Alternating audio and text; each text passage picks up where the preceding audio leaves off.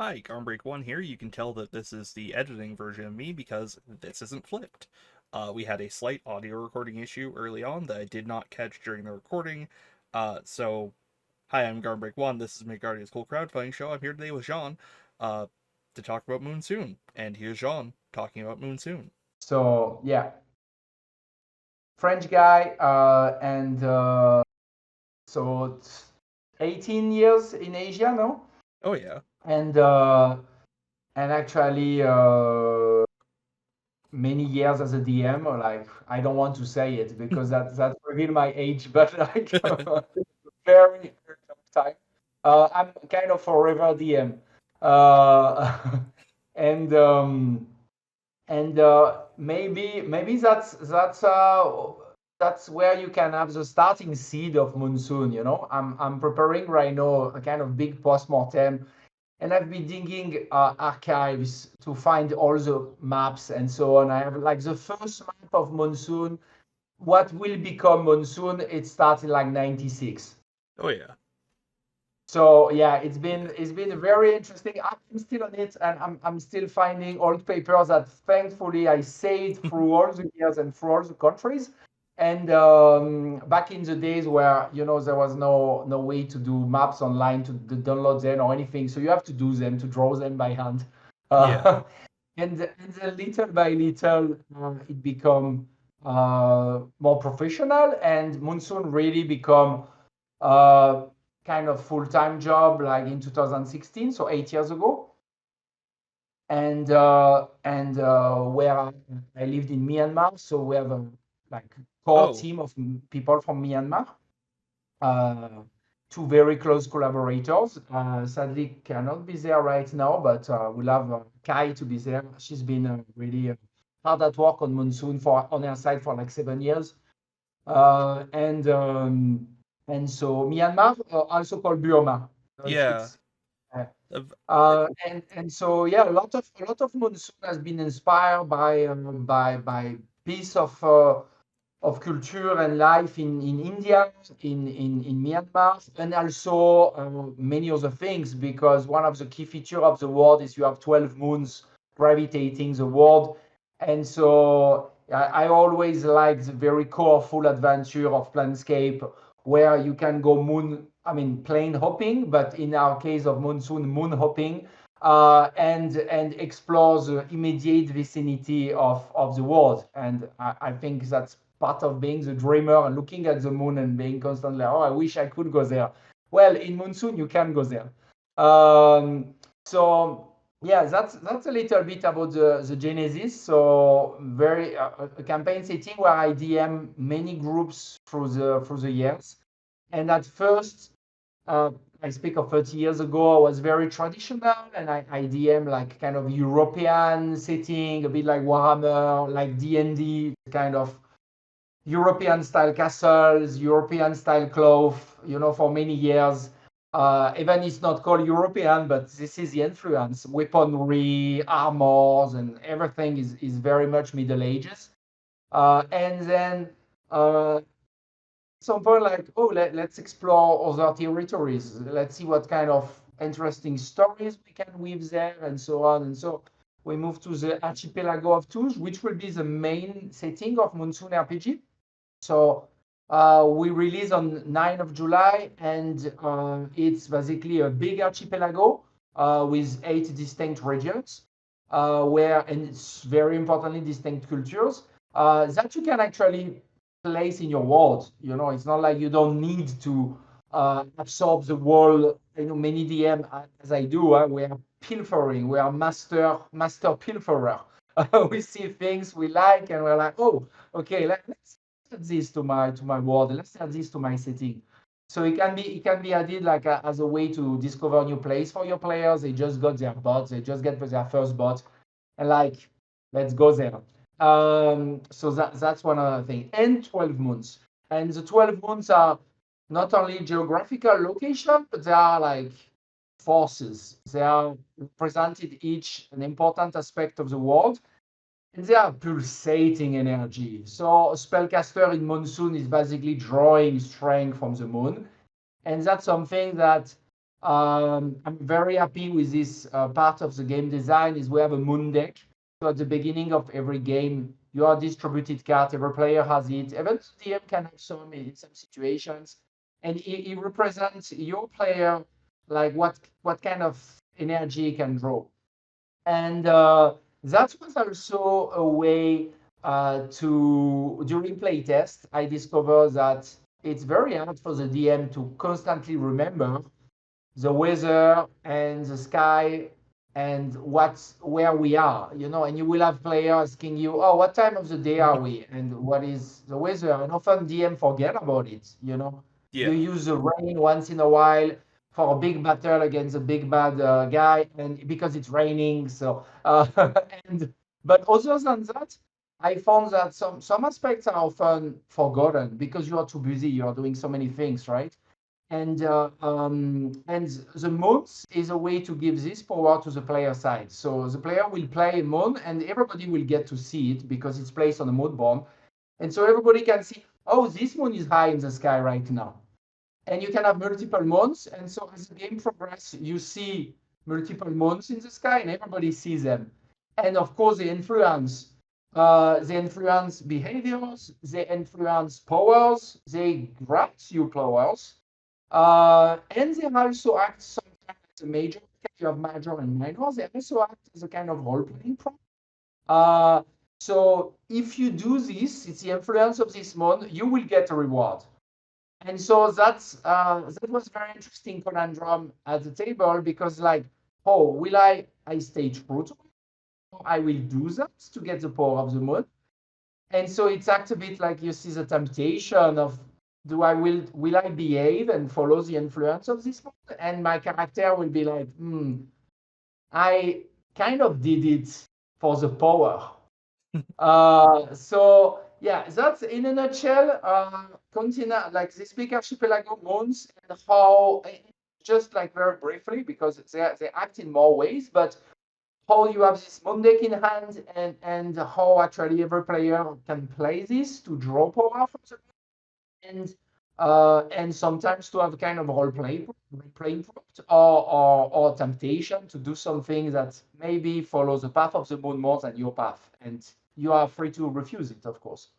Right, right. So the moon's influence not only, like uh not only weather patterns and that kind of stuff, but also like magical powers and morality as well. Exactly. Yeah. Speaking of weather, we have like what each moon has a kind of big weird weather effect that can happen. We're speaking of bloom cloud. So when the vegetal moon is high, there can be clouds, giant clouds of pollen propagating, which are healing vegetal creatures, which are like pollen can affect or many creatures, and which are imagine this kind of mushroom explosion in the sky. So like really cool weird weather, or fire tornado when the sun moon is up, which can be devastating world regions. So you have a table weather which is specific to the modes and which allow you to play like really cinematic weather. Of course, not every day, that would be tiring, but once in a while, when you need something very exceptional, it's there for you. Right on. Yeah. I really like the moon board. That looks cool. That was the I appreciate that you have, a deck for the various moons and stuff. It's a nice like you say, it gives a little bit of agency to the players over the weather and the current circumstances and that kind of stuff. Thanks. Yeah, and also there is some moon effects. They are just a little buff and power. The idea behind was to give a little bit of magic to every class, including class who don't have magic normally. Because even the most bare-bone martial fighter will have moon cards and will be capable once in a while to call upon this and be like through a prayer or through simply a gaze and like absorbing like the force, like you're just breathing through it and the fighter will be able to call upon this. So it's not like crazy power level, but it can be a little help. Yeah, absolutely. Can you tell me a little bit about the races of Moonsoon? Sure. Um, I cannot use a tagline "No Elf," still no elf because it's a interesting game called Talislanta Mm. who was using this advertising line a There's a while ago. Yeah, there's a name I Uh, haven't heard in years. yes.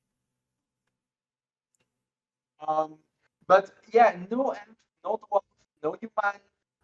It's a setting, anthropomorphic setting, with animals, and some animals are maybe less seen or less played, like the Ogda, which are octopus people, and which are a big fan favorite because 8 arms is very useful. Uh, and of course, speaking these days about. And why? I guess originally it was maybe my love of Japanese RPGs from the 80s, like Shining Force, Skies of Arcadia, so like where you always have anthropomorphic animals. And that's for one. But like if I go to the Genesis, I was human. And then I realized very interesting to have animals because it adds a layer of gimmick and role play to players. And because after all, we are humans.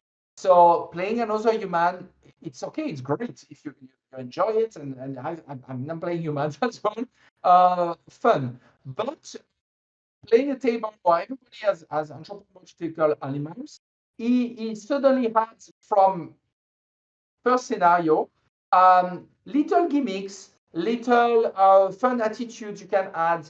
It also help you to enter in character. And I found that with beginners, suddenly they have something to play. While human, you need actually more effort on this.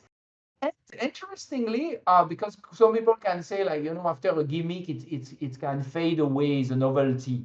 IDM only very big campaign, very long campaign in Moonsoon, and like the latest one, like 10 years, was 10 years. And so players, they find and they discover layers upon layers of complexity to add to their anthropomorphic race.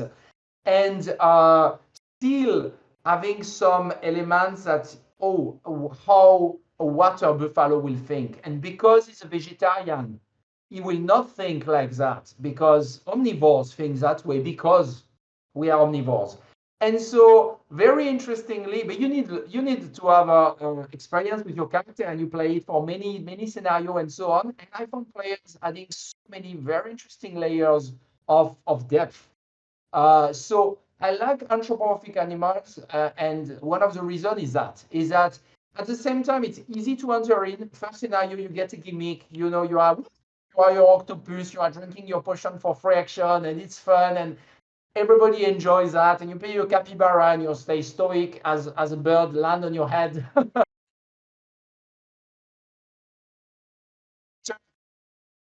First scenario, and at the same time, 50 scenario in, you're thinking, what makes me a capybara? What makes a capybara capybara? Yeah. Well, so Right, right. I really like the plant people to crawl on, or uh, they look yeah, cool. like how do you play plant people? They are like totally different. They don't build their society the way we think. They don't reproduce at all the way we reproduce.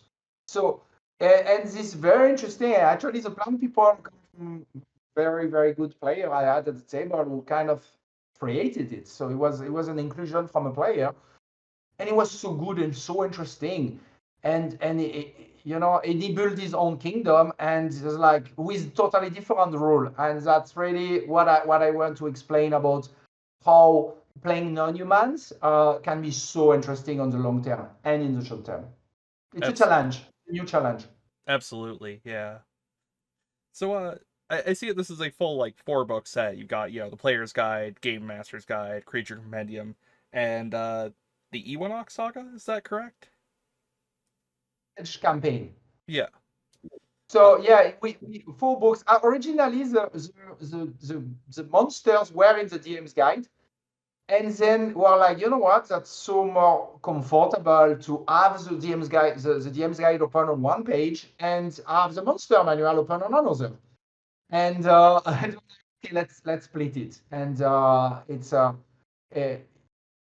think in terms of user experience, it's more nice, yeah. And Yeah. yeah, you say the Evanak Saga, so that's a campaign because it's nice to have. We have so many locations. You know, you have like eight different regions of the archipelago with a lot of story seeds. I think we are around 120 story seeds. So you can start a lot of stories for each of the regions and so on. But it's also nice to sit down and have a ready to play campaign, even with pre-gen characters, the iconic you see in many illustrations, and that brings you from 1 to 7. And that's when you finish this, you have played one region really in depth. You have tasted. It's a kind of tasting menu. So you really have, you taste many things that makes Moonsoon Moonsoon. And I cannot spoil it. But let's say that at the end of it, you are ready to go somewhere else. Uh, so yes, that's a Crow Evonoc. Very cool campaign. Right on. Uh, so what's how much is it gonna cost somebody to pick up those 4 books and the moon deck? I like what is the price? I think is that's our fantastic publisher Arcade Mini, which is all the production and so on. I don't want to. I think it's not set in stone, but the price that was floating around is that was affordable, like around $70 or $80, something like that, to have like the minimum pledge. But I cannot say for sure anything related to the pricing because right now, like I think we are finishing all the stretch goals, for example. So I send you more information, and Benny will send you more information ASAP. All right, cool. Yeah, so I'll be in the comments below. Um, Yeah, we have done like we partner with Arcade Mini, which are very well known now for the quality of their product and their sense of detail, and it's really great to to finish and polish the product and work with them as well to make 120 miniature. I mean, it's a whole army. It's crazy. Well, like, let's do 50 and then no, let's do every single miniature in the book. So every single miniature of the campaign, every single miniature of the monster manual is there. Every iconic, even like every character class in 2 poses, wow. in case you want the fierce version or the more peaceful version. So we really went crazy over the mini, and they're like so cool. So yeah, Arcane Mini, and they've been publishing many Kickstarters now. It's a great partnership we have here. Right on. Yeah. Uh, this sounds like a wild universe, and I think people are gonna have a lot of fun exploring it. Thank you. Uh, Thank you. It's been definitely in the making for many years, and it's been played for many years. So it's very exciting to put it on other tables. And I mean, I run beta test of the campaign in many countries. So the campaign has been played in Myanmar, in Korea. It has been played in France with many tables. So it's been. I think that's a nice thing about Monsoon is that it's not like oh we start working on it 2 years ago. No, no, no. And and I did my postpartum is not ready, but just the map of the archipelagos has been like 20 iterations. wow. Yeah, and this will be up on Kickstarter in on July Ninth, 9th. Yeah. yeah, 9th of July, exactly. So yeah, it's you will enjoy. It's a big baby. Yeah. Well, I mean, it's been great talking to you and hearing about this, and I wish you the best of luck. I think you're gonna do pretty well, honestly. Yeah, thank you, but thank you very much. Which race excites you? What do you want to play? I want to play the plant dudes, the crawl on. Nice. I usually just play humans, but may as well branch out a bit. Genetics. Excellent. Well, there's a link to the campaign below. Or if there's a link to either the campaign or the follow this campaign page, depending on when you're looking at this video. But yeah, go back this on Kickstarter. Get yourself a bunch of really cool stuff. Have a pre-campaign now before the 9th of July. You have full core dice set, liquid core set included in the pledge. So yeah, this pre-launch offer is quite nuts. To be to be very honest. Yeah, And these plushies, the plushies which are super cool, especially the capybara one. So yeah, it's really worth it to get in earlier because it's kind of nuts offer. yeah, So yeah, come check out. Thank you very much for the time and for the meeting and see you soon. yeah, for sure. Click the links below. Go get some liquid core dice or a plushie, and yeah, have a good night, everybody. No subscribe button. Yes, the subscribe Subscribe, button. Yeah. guys. All right. Subscribe. Cheers. See ya.